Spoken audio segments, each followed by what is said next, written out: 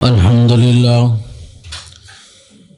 لله نحمده ونستعينه ونستغفره ونؤمن به ونتوكل عليه ونعوذ بالله من شرور أنفسنا ومن سيئات أعمالنا من يهده الله فلا مضل له ومن يضلل فلا هادي له وأشهد أن لا إله إلا الله وحده لا شريك له وأشهد أن محمدا عبده ورسوله أرسله بالحق بشيرا ونذيرا وداعيا إلى الله بإذنه وسراجا منيرا أما بعد فإن خير الحديث كتاب الله وخير الهدي هدي محمد صلى الله عليه وسلم وشر الأمور محدثاتها وكل محدثة بدعة وكل بدعة ضلالة وكل ضلالة في النار. أعوذ بالله السميع العليم من الشيطان الرجيم. بسم الله الرحمن الرحيم. إن الذين قالوا ربنا الله ثم استقاموا تتنزل عليهم الملائكة ألا تخافوا ولا تحزنوا وأبشروا بالجنة التي كنتم توعدون. وعن أبي أيوب الأنصاري رضي الله عنه قال قال رسول الله صلى الله عليه وسلم من صام رمضان ثم أتبعه ستا من شوال كان كصيام الدهر. رواه مسلم. وعن سفيان بن عبد الله قال قلت يا رسول الله صلى الله عليه وسلم قل لي في الإسلام قولا لا أسأل عنه أحدا بعدك. قال رسول الله صلى الله عليه وسلم قل آمنت بالله ثم استقم. رواه مسلم. تمام تعریفیں اس اللہ کے لیے جس نے ہمیں ماہ رمضان پانے کچھ عبادت کرنے کی توفیق نصیب بخشی.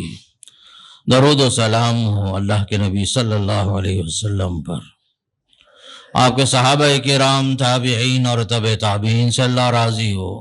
اللہ تعالیٰ ان سب کے خدمات قبول فرمائے اور انہی کی طرح ہمیں بھی کچھ نیک اعمال کر کے اللہ کو راضی کرنے کی توفیق نصیب بخشے.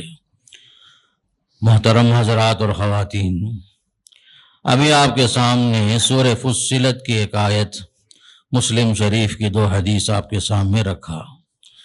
اللہ کا فرمان یہ ہے کہ بے شک وہ حضرات جنہوں نے کہا کہ ہمارا رب اللہ ہے پھر اس پر جم کر باقی رہے، تو ایسے لوگوں پر اللہ کے فرشتوں کا نزول ہوتا ہے اور یہ خوشخبری سناتے ہیں کہ تمہیں خوف نہیں ہونا چاہیے، تم خوف نہ کھاؤ نہ غمگین رہو، بلکہ خوش ہو جاؤ اس جنت کو پانے کے لیے جس کا تم سے وعدہ کیا جا رہا ہے.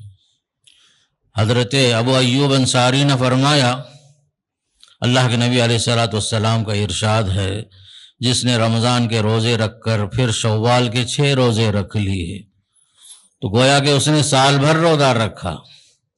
سفیان بن عبداللہ کہتے ہیں میں نے ایک بار اللہ کے نبی علیہ السلام سے درخواست کی، یا رسول اللہ صلی اللہ علیہ وسلم آپ مجھے اسلام کے اندر کچھ ایسا عمل بتائیے جو میں آپ کے بعد کسی اور سے سوال نہ کروں، کسی اور سے نہ پوچھوں. تب آپ نے ارشاد فرمایا کہ تم یہ کہو میں اللہ پر ایمان لایا پھر اس پر جم کے باقی رہنا. محترم حضرات، خاص کر قرآن اور حدیث سے معلوم ہوتا ہے کہ ہماری زندگی کا مقصد اللہ کی بندگی ہے. ہم موسمی مسلمان نہیں ہیں، رمضانی مسلمان نہیں ہیں کہ رمضان میں ہم نے جوش و خروش کے ساتھ رمضان کے روزے رکھ کر قیام اللیل، اعتکاف، صدقہ اور خیرات کیا، پھر رمضان کے ساتھ سارے اعمال ختم ہو گئے. ایسا نہیں ہے. ہم اللہ کے بندے ہیں، مسلمان ہیں، پوری زندگی اللہ کی بندگی ہم پر لازم ہے، واجب ہے. کوئی بھی عبادت وقتی نہیں ہے. فرض نماز زندگی بھر فرض ہے. فرض نمازیں جو ہیں یہ زندگی بھر فرض ہیں، جب تک زندگی میں، جب تک جان میں جان ہے. ہر حال میں ہوش و حواس جب تک باقی ہے فرض نمازوں کی پابندی ہم پر واجب ہے۔ رہا رمضان کا مسئلہ، رمضان میں روزے تو مسلمانوں پر فرض ہے ہی۔ اعتکاف رمضان میں سنت مؤکدہ ہے اور یہ عمل کبھی بھی آدمی کر سکتا ہے۔ پھر اسی طریقے سے تہجد کا جو معاملہ ہے یہ رمضان کے ساتھ مخصوص نہیں ہے، سال بھر والا عمل ہے یہ بھی، بلکہ حدیث میں آتا ہے کہ آپ صلی اللہ علیہ وسلم نے فرمایا افضل الصلاۃ بعد الفریضہ قیام اللیل، فرض نماز کے بعد سب سے افضل نماز جو ہے نماز تہجد ہے۔ اور آپ صلی اللہ علیہ وسلم روزانہ سال بھر تہجد کا اہتمام فرماتے تھے۔ اور ایک حدیث میں آپ نے یہ فرمایا رات کا آخری حصہ جب ہوتا ہے اللہ کا نزول ہوتا ہے، باقاعدہ اعلان ہوتا ہے کوئی توبہ و استغفار کرنے والا میں اس کی توبہ قبول کروں، ہے کوئی مانگنے والا میں اس کی مراد پوری کروں، ہے کوئی مجبور انسان اپنی مجبوری کو پیش کرے میں اس کی ضرورتیں پوری کروں۔ اس طرح سے اللہ کی طرف سے ندا جو ہے فجر صادق طلوع ہونے تک روزانہ اللہ کی طرف سے ایک آواز، ایک ندا آتی رہتی ہے۔ خاص کر نماز تہجد بہت اہم نماز ہے، فرائض کے بعد اس کی پابندی ہونی چاہیے۔ اس کے لیے کوئی مشکل نہیں ہے کہ بندہ جو ہے تہجد کا اہتمام کیسے کرے۔ جیسے ہم سحری کے لیے اٹھتے ہیں تو بندہ اذان سے آدھا گھنٹہ پہلے اٹھ گیا، ایک 4 رکعت پڑھ لیا، 6 رکعت پڑھ لیا، پھر وتر پڑھ لیا، اذان کا انتظار کیا، تو گویا کہ آپ جو ہے خاص کر کے تہجد کا اہتمام کرنا چاہیں تو کوئی مشکل نہیں ہے۔ جب ہم پورا مہینہ سحری کے لیے اٹھ سکتے ہیں تو اسی کی طرح پابندی باقی رہے تو انشاءاللہ تہجد بھی کوئی مشکل نہیں ہے۔ تو لہذا رمضان کے ساتھ عبادتوں کو خاص نہ کیجیے۔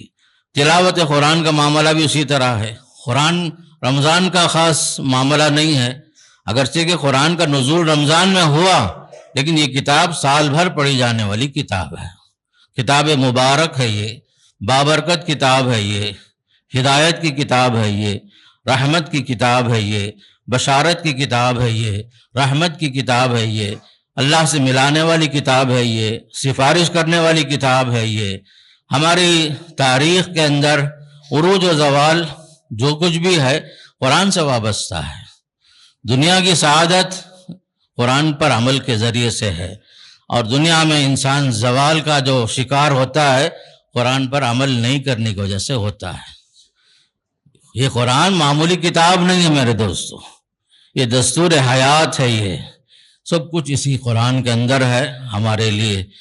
قرآن ایک آئینہ بھی ہے ہمارے واسطے، ہم اپنے عمل کا جائزہ قرآن کی روشنی میں جائزہ لے سکتے ہیں کہ ہمارا عمل کن لوگوں میں ہے، کیا ہم جو ہے اللہ کے ان مقربین میں سے ہیں، یا اصحاب الیمین میں ہیں، اصحاب الشمال میں ہیں، یا ہمارا شمال جو ہے درمیان کے لوگوں میں سے ہے۔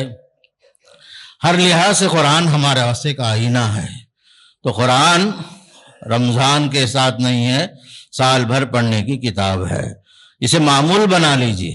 قرآن کا معمول تلاوت قرآن کو خاص کر کوئی وقت مقرر کر کے فجر کی نماز کے ساتھ جب ہم نماز کے لیے آتے ہیں اقامت تک 15 منٹ 20 منٹ رہتا ہے، باقاعدہ اس کی پابندی ہو سکتی ہے، یا نماز کے بعد بھی قرآن کی تلاوت ہو سکتی ہے۔ کوئی مسلمان بھی ہو اور قرآن نہ پڑھے، صرف رمضان میں پڑھے، یہ تو بالکل سمجھیے کہ قرآن کے ساتھ حق تلفی ہو جاتی ہے۔ قرآن کے ساتھ حق تلفی نہ کیجیے، ورنہ قرآن قیامت کے دن سفارش کیا شکایت کرے گا۔ وقال الرسول یا رب ان قوم اتخذوا هذا القرآن مہجورا، خود رسول کہیں گے پروردگار اس قوم نے اس قرآن کو چھوڑ دیا، پڑھنا چھوڑ دیا، سمجھنا چھوڑ دیا، عمل کرنا چھوڑ دیا، تدبر کرنا چھوڑ دیا، قرآن کے مطابق زندگی گزارنا چھوڑ دیا، صرف کتاب کو مقدس کتاب سمجھ کر چومتے رہے لیکن عمل نہیں کرتے تھے، ورنہ شکایت لازمی ہوگی میرے دوستوں۔ تو دین میں ہمیں ثبات قدمی چاہیے، استقامت چاہیے۔ استقامت کے ساتھ کا مطلب یہ ہے کہ جو بھی ہم کرتے ہیں اللہ کے لیے کرتے ہیں، ہمیشہ کے لیے کرنا ہے، وقتی طور پر جوش میں آ گئے پھر جو اس کے بعد ختم ہو گیا، ایسا نہیں ہونا کوئی بھی معاملہ۔ مومن جو ہے ہمیشہ اللہ کی بندگی میں، اللہ کی فرما برداری میں، اللہ کی اطاعت میں پوری زندگی گزارتا ہے، وقتی طور پر چند عبادت کر کے پھر اللہ کو بھولنے والا مومن نہیں ہوتا۔ مومن ہمیشہ اللہ کو یاد رکھتا ہے، ہمیشہ اللہ کو خوش کرتا ہے، نمازوں سے، تلاوت سے، تدبر سے، اعتکاف ہو یا کوئی قرآن کی تلاوت ہو، صدقہ خیرات ہو، یہ سارے معاملات سال بھر کے اعمال ہیں یہ۔ تو دین میں استقامت بہت اہم چیز ہے۔ سورہ فصیلت کی جو آیتیں پڑھی گئی ہیں اس میں اللہ نے فرمایا کچھ حضرات ایمان والوں میں سے ایسے بھی ہیں جو دین پر جمے رہتے ہیں، ان کے لیے خوشخبری سنائی گئی، تتنزل علیہم الملائکہ، فرشتے ان پر نازل ہوتے ہیں۔ تو بعض لوگوں نے کہا کہ بھائی کیسے ہوتا ہے یہ فرشتوں کا نزول، ہمیں تو نظر نہیں آتا، فرشتے جو کیسے نازل ہوتے ہیں؟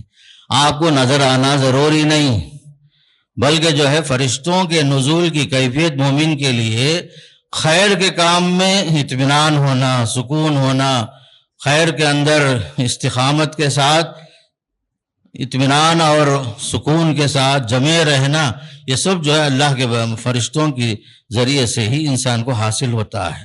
رحمتوں کا نزول ہوتا ہے، سکون کا نزول ہوتا ہے، اور انسان کو قرار نصیب ہوتا ہے۔ یہ سب چیزیں مومن کی زندگی میں نصیب ہوتی ہیں۔ مومن ہمیشہ اللہ اس کے رسول کے فرمان پر یقین رکھے۔ فرشتوں کا نزول ہوتا ہے اور ایک خوشخبری سناتے ہیں، اللہ تخافوا ولا تحزنوا، تم خوف نہ کھاؤ، تم غم نہ کرو، بلکہ خوش ہو جاؤ اس جنت کو پانے کے لیے جس کا تم سے وعدہ کیا جا رہا ہے۔ یہ فرشتے کب کب بولتے ہیں؟ زندگی کے ہر موڑ میں، ہر مصیبت میں اللہ نے فرشتوں کی ایک بڑی ٹیم رکھی ہے مومنوں کی حفاظت کے لیے، خاص کر جہاں ناگہانی مصیبتیں آتی ہیں، اللہ کے بندوں کی حفاظت کے لیے فرشتے مامور ہیں۔ سورہ رعد میں اللہ نے فرمایا لَهُ مُعَقِّبَاتٌ مِّن بَيْنِ يَدَيْهِ وَمِن خَلْفِهِ يَحْفَظُونَهُ مِنْ أَمْرِ اللَّهِ۔ بڑے بڑے حادثات، ناگہانی آفت، بڑی بڑی مصیبت آتی، بعض لوگ بچنے کے بعد کہتے ہیں سیکنڈوں میں بچ گیا۔ آپ بچے نہیں ہیں، اللہ نے بچایا ہے فرشتوں کے ذریعے سے جو اس کے لیے مکلف ہیں، مأمور ہیں۔ اللہ کی طرف سے فرشتے مقرر ہیں، بندوں کی حفاظت کرنا ان کا ذمہ ہوتا ہے۔ کرامن کاتبین تمہارے ساتھ ہیں، ہر معاملہ لکھتے جاتے ہیں۔ فرشتوں کی ذمہ داریاں الگ الگ ہیں، کرامن کاتبین بھی ہیں، روح قبض کرنے والے فرشتے ہیں۔ جب مومن کی روح قبض کرتے ہیں اس وقت مومن بڑے آسانی کے ساتھ اس کی روح نکل جاتی ہے، اور فرشتے جب بلاتے ہیں تو بڑی خوشی کے ساتھ وہ نکلتا ہے۔ لیکن حدیث میں آتا ہے کافر کی روح جب نکلتی ہے بڑے مشقت کے ساتھ، روح نکلنا نہیں چاہتی، فرشتے مار مار کے اس کو نکالتے ہیں باہر۔ الغرض فرشتوں کی ایک بڑی تعداد ہے جو مختلف موقع پر انسان کے ساتھ اللہ تعالیٰ کی حکم کے مطابق پوری زندگی میں اس کا ساتھ دیتے ہیں۔ یاد رکھیے اللہ کی طرف سے یہ وعدہ ہے، مومن کو تسلی دیتے ہیں جان نکالنے کے وقت میں بھی، خوشخبری سناتے ہیں اللہ تخافوا ولا تحزنوا۔ قبر میں جب وحشت ہوتی ہے وہاں بھی فرشتے اسے تسلی دیتے ہیں اللہ تخافوا ولا تحزنوا۔ محشر کے میدان میں لوگ نفسی کے عالم میں ہوں گے، وہاں بھی فرشتوں کی طرف سے خوشخبری سنائی جائے گی اللہ تخافوا ولا تحزنوا وابشروا بالجنہ۔ اس جنت کو پانے کی خوشخبری سن کر خوش ہو جاؤ جس کا آپ سے وعدہ کیا جا رہا ہے اللہ کی طرف سے۔ نحن اولیاؤکم فی الحیات الدنیا وفی الآخرہ، فرشتے اگر یہ بھی کہتے ہیں ہم تمہارے دوست ہیں دنیا میں بھی آخرت میں بھی۔ نحن اولیاؤکم فی الحیات الدنیا وفی الآخرہ وَلَكُمْ فِيهَا مَا تَشْتَهِي أَنفُسُكُمْ، تمہارے لیے اس جنت میں وہ سب کچھ ہے جو تمہارا جی چاہے گا۔ وَلَكُمْ فِيهَا مَا تَدَّعُونَ، تم جو کچھ طلب کرو گے مانگو گے سب کچھ ملے گا۔ نزلا من غفور الرحیم، یہ مہمان نوازی اللہ کی طرف سے جو غفور ہے، رحیم ہے، مہربان ہے۔ اس لیے یاد رکھو اللہ کا وعدہ ہے یہ، خصوصاً ان لوگوں کے لیے جو دین پر جمے رہتے ہیں، باقی رہتے ہیں۔ بلکہ اللہ نے یہ بھی فرمایا ثبات قدمی کا ذریعہ تلاوت قرآن بھی ہے۔ آپ قرآن کی تلاوت کو معمول بنا لیجئے، اس کے ذریعے سے دلوں میں سکون اور اطمینان نصیب ہوتا ہے۔ وقال الذين كفروا لولا نزل عليه القرآن جملة واحدة كذلك لنثبت به فؤادك۔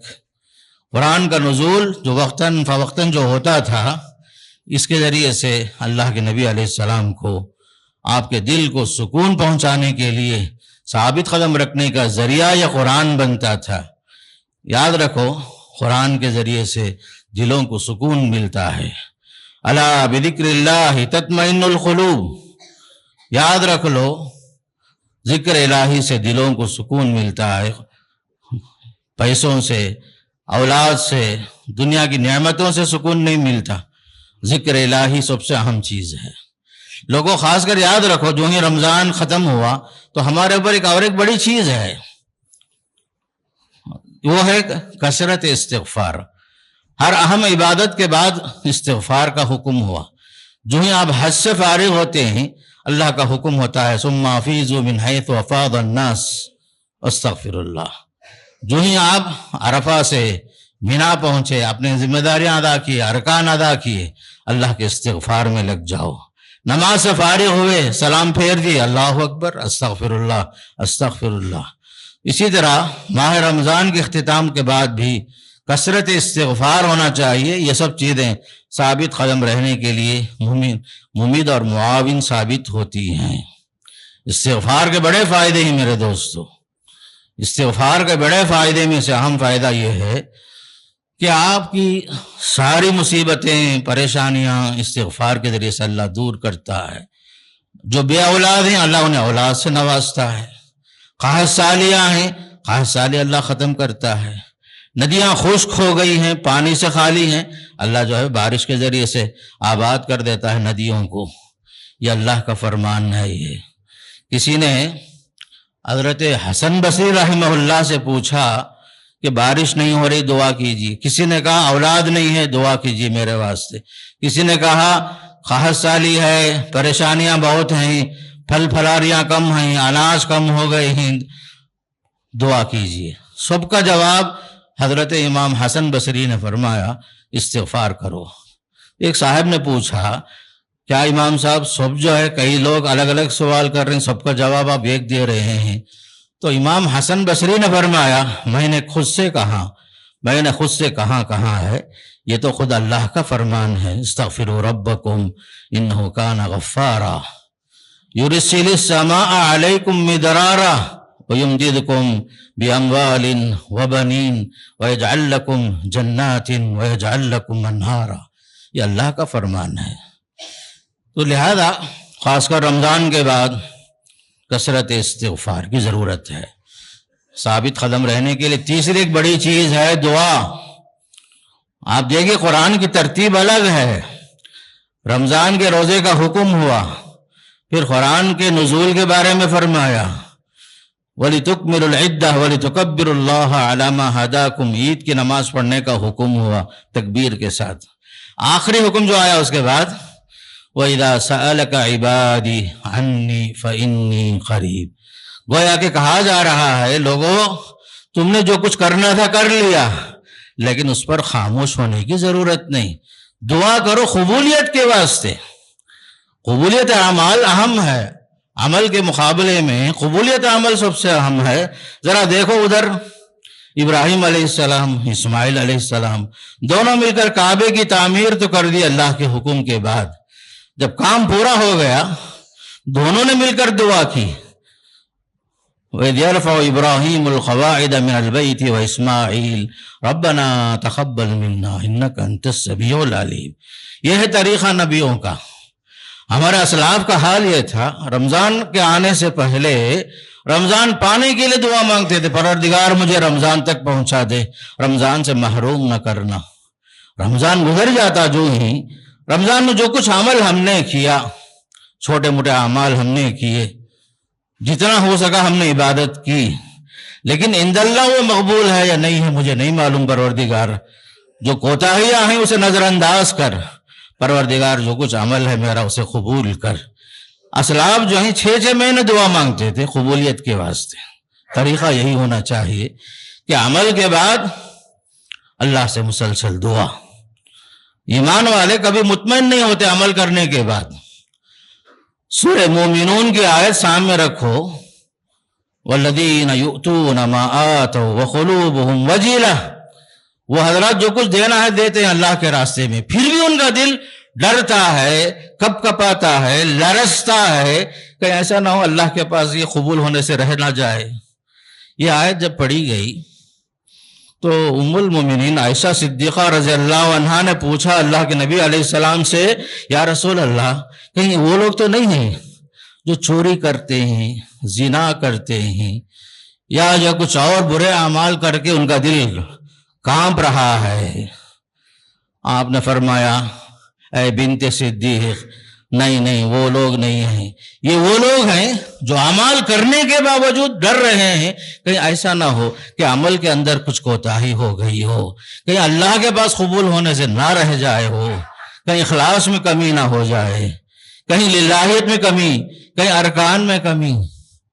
پھر بھی وہ اللہ سے دعا مانگتے ہیں، پروردگار جو ہوا ہم نے کیا، ہم بندے عاجز ضرور ہیں، اعتراف کرتے ہیں پروردگار کما حق ہو تیرا حق ادا نہیں کر سکے، کما حق ہو عبادت نہیں کر سکے، کما حق ہو تجھے راضی نہیں کر سکے، ہم بندے عاجز ہیں، ہمارے چھوٹے موٹے اعمال قبول کر لے، نجات کا ذریعہ بنا دے.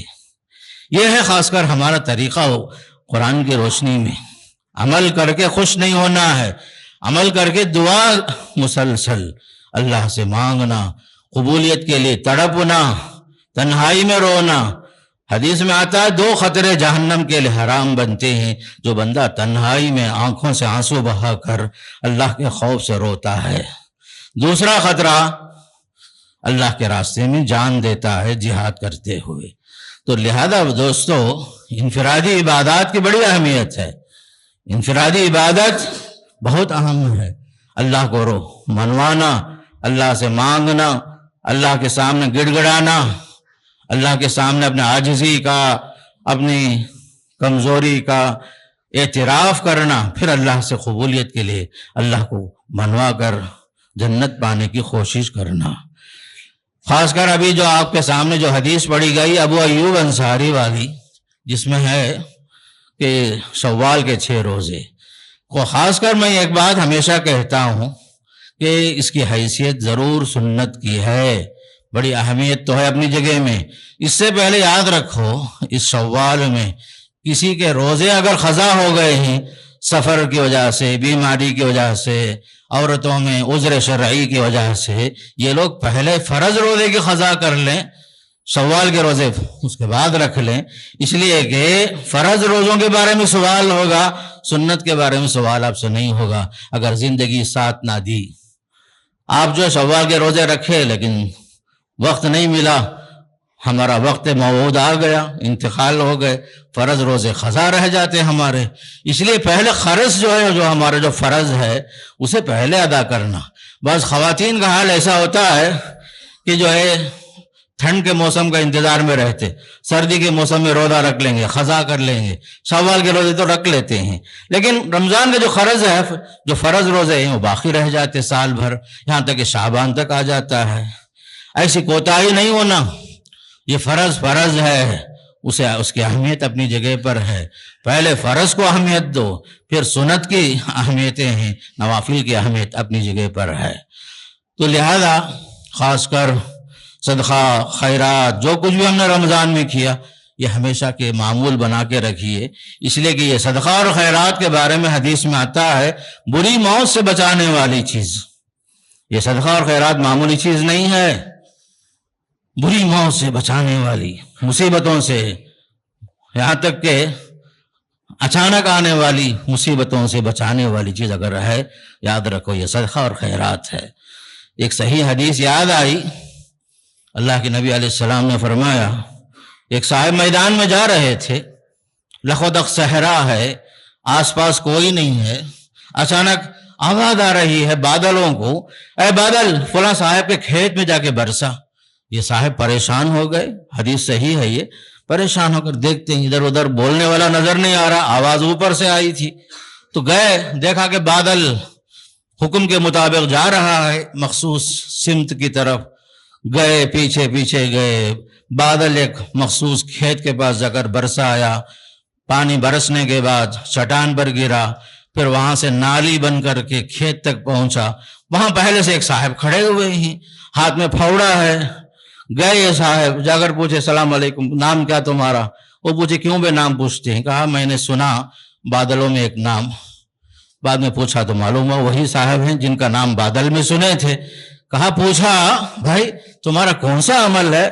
مخصوص حکم تمہارے کھیت میں برسانے کے لیے بادل کو ہوا، عملاً بارش ہوئی اور آپ کھیت میں اپنے کھیت کو سیراب کر رہے ہیں۔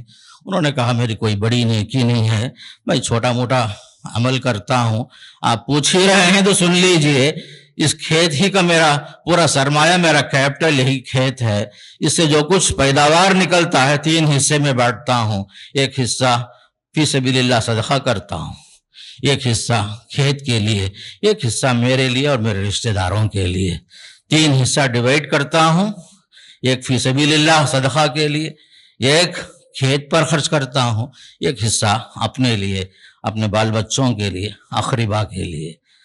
تو یہ حدیث صحیح ہے، یاد رکھو، صدقہ اور خیرات دنیا میں بھی آپ کے لیے روزی میں برکت کا ذریعہ۔ نماز چھوڑ کر کمانے کی کوشش مت کیجیے، آپ کے 1000 کمائی، 1000 دھندا اپنی جگہ میں، وقت پر نماز جیسے رمضان میں پڑھتے تھے وہی پابندی سال بھر رکھنا ہے۔ اور آپ نے حرام سے اجتناب کیا رمضان میں، ہر آدمی جتنے بھی بیٹھے ہوئے ہیں، سارے مسلمان جہاں بھی ہیں، حرام سے اجتناب کیے۔ اس کی مثال یہ ہے، اگر کسی نے رمضان میں روزہ کھولنے سے ایک 5 منٹ پہلے یہ کھجور دیا، بھائی یہ کھا لے کھجور، میں تجھے ₹1,00,000 دیتا ہوں، کوئی مسلمان کھانے تیار نہیں، محض اللہ کا ڈر، نہیں بھائی میں روزے سے ہوں، وقت پر روزہ کھولوں گا، وقت سے پہلے نہیں کروں گا، اس لیے کہ مجھے اللہ کا ڈر ہے۔ یہ تقویٰ جو پیدا ہوا رمضان میں، رمضان کے ساتھ خاص نہ ہو۔ سال بھر لوگوں کا حق مارنے سے بچیے، حرام کھانے سے بچیے۔ رمضان میں ایک کھجور کھانے سے آپ نے انکار کیا، رمضان گزر جاتا ہے، اللہ ماشاء اللہ لوگ جو ہیں ناجائز مال کھانے کے لیے دوبارہ تیار ہو جاتے ہیں، حرام مال کھانے تیار ہو جاتے۔ وہ تقویٰ جو رمضان میں تھا کہاں چلا گیا؟ وہ تقویٰ ہونا چاہیے، جس رب سے آپ رمضان میں ڈرتے تھے وہی رب پورے سال بھر کا رب ہے، وہ دیکھ رہا ہے، دنیا دیکھے یا نہ دیکھے۔ یہ چیز پیدا کرو، لعلکم تتقون، جو مقصد تھا رمضان کا وہ چیز ہونا چاہیے ہماری زندگی میں، اللہ کے حقوق کی ادائیگی میں، حقوق العباد کی ادائیگی میں، صلہ رحمی کا جو معاملہ تھا سال بھر اس کا لحاظ رکھیے، اللہ کا خوف پیدا کیجیے۔ ایک بات میں بات بتا کر بات ختم کروں، لوگوں عبادات دین کے احکامات پر عمل کرنے کے ساتھ ساتھ آخری معاملہ ہمارا یہ ہے کہ ہم جس ملک میں رہتے ہیں اس ملک کے حالات سے واقف ہونا، سیاسی حالات سے واقف ہونا اور اس کے تقاضوں سے واقف ہونا بھی آپ کے لیے ضروری ہے۔ یہ ملک جسے ہم نے آزاد کرایا تھا، ہمارے باپ دادا نے جانی مالی قربانیاں دے کر کے، بڑی سے بڑی دولتیں صرف کر کے اس ملک کو انگریزوں سے آزاد کرایا تھا، یہ ملک ہمارا بھی ہے، بلکہ سب سے پہلے آزادی کی جنگ لڑنے والے مسلمان تھے۔ آج اس ملک پر آپ کے ہر چیز پر نظر ہے، آپ کے اوقاف پر نظر ہے، بلکہ اس کے لیے باقاعدہ بل پاس کیا جا رہا ہے۔ آپ کو معلوم ہے حالات حاضرہ، اس سے بھی شعوری طور پر مسلمان واقف ہوں۔ علامہ ابو الحسن علی رحمۃ اللہ علیہ السلام فرما رہے تھے، کتاب میں ایک موجود ہے کہ مسلمان جس طرح نماز کے پابند ہیں، صرف نماز ہی نہیں، 100% تہجد گزار بھی ہو جائیں، لیکن اگر ان کے اندر سیاسی شعور نہ ہو تو اس ملک میں ان کو رہنے کے لیے آئندہ چل کر ایسے بھی حالات پیدا ہوں گے، تہجد پڑھنا تو دور کی بات، 5 وقتہ نماز پر بھی پابندی آ سکتی ہے۔ حالات ایسے ہی، خود تمل ناڈو کے اندر بعض علاقے میں ابھی قریب میں مینارے میں اللہ اکبر پر لکھا ہوا ہے، اس پر پردہ پوشی کا حکم ہو رہا ہے، اس لیے کہ آپ کے خاص کر وزیر اعظم آنے والے ہیں بول کر یہ بھی ایک ہنگامہ تمل ناڈو میں ہو رہا ہے، ادر اسٹیٹ کی بات نہیں کر رہا ہوں۔ یہ سب حالات ہیں۔ فرقہ پرست عناصر ہماری حیثیت کو ختم کرنا چاہتے ہیں اور ہماری چیزوں پر نظر ہے، ہمارے اوقاف پر نظر ہے، ہماری مساجد پر نظر ہے، ہمارے مدارس پر نظر ہے۔ مسلمانوں جاگو، سیاسی شعور ہونا چاہیے، حالات حاضرہ سے واقف ہوں، اور ملک کے جو حالات ہیں اس کے لیے مسلم قوم متحد ہو کر جو کچھ اقدام کر سکتے ہیں اس کے لیے ہم سب کو تیار رہنا پڑے گا، ورنہ یہ ملک جو ہمارا ہے ہمیں جو ہے اس سے بھی ہاتھ دھونے کی ضرورت اگر پڑے گی، ہمیں ایسا دن دیکھنے کی ضرورت نہیں ہے۔ اس لیے خاص کر لوگوں، عبادات اہم ہے، معاملات اہم ہیں، دین پر چلنا اہم ہے۔ اس ملک میں ہمیں آزادی کے ساتھ رہنا ہے تو سیاسی شعور بھی ہمیں اپنے اندر رکھنا ہے، حالات سے واقف ہونا ہے، اور ایسے لوگوں سے بچنا ہے جو وقتی طور پر آپ کے ساتھ افطار کر لیے غیر مسلم ہونے کے باوجود آپ خوش ہو جاتے ہیں، ٹوپی پہن لی تو آپ خوش ہو جاتے ہیں، حالانکہ وہ آپ کا مخلص نہیں ہوتا، آپ کو دھوکہ دے دیتا ہے۔ اور مسلمان متحد ہو کر آئندہ کے لیے لاہ عمل بنائیں کہ ہمارا ایک متحدہ پلیٹ فارم ہو، ہم سب جو ہیں ایک ہیں، اور ہم سب کو جو ہے اس ملک میں جینا بھی ہے، مرنا بھی ہے، سب کچھ ہمارا اسی ملک میں ہے۔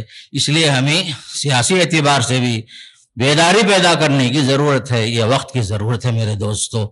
الغرض آخری بات یہی ہے کہ ہمیں اپنے دین پر ثابت قدم بھی رہنا ہے، ساتھ میں ملک کے حالات سے بھی واقف ہونا ہے، مدارس کی بھی حفاظت کرنا ہے، مساجد کی بھی حفاظت کرنا ہے، اپنی تجارتوں کی حفاظت کرنا ہے، اپنے املاک کی حفاظت کرنا ہے۔ اللہ ہمیں اس کی توفیق نصیب فرمائے اور دین میں ہمیں جم کر باقی رہتے ہوئے زندگی بھر اللہ اس کے رسول کی اطاعت کرنے کی توفیق اللہ نصیب فرمائے۔ وصلی اللہ علی نبینا محمد والحمد للہ رب العالمین۔